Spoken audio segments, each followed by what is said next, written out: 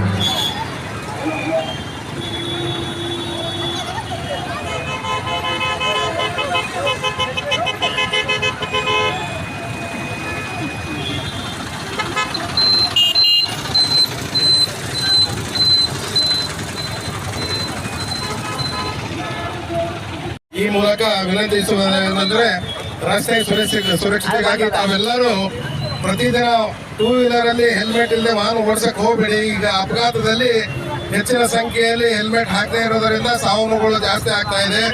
ಆಮೇಲೆ ಕಾರಲ್ಲಿ seat belt ಹಾಕಿ, ಆಮೇಲೆ ತಾವು ರಸ್ತೆಯಲ್ಲಿ ಹೋಗುವಾಗ ಸಂಚಾರಿ ನಿಯಮಗಳನ್ನು ಪಾಲಿಸಿ ಬೇರೆಯವರಿಗೇನೂ ಚೆನ್ನಾಗಿ ರಸ್ತೆಯಲ್ಲಿ ಓಡಿಸಕ್ ಅವಕಾಶ ಮಾಡಿಕೊಡಿ. ಯಾಕಂದ್ರೆ ಅಪಘಾತಗಳಲ್ಲಿ ಇವತ್ತು ಲಕ್ಷಾಂತರ ಜನ ಸಾವು ನೋವುಗಳು ಆಗ್ತಾ ಇದ್ದೇವೆ, ಸಾವಿರಾರು ಕೋಟಿ ಪ್ರಾಪರ್ಟಿ ಹಾಳಾಗ್ತಾ ಇದೆ.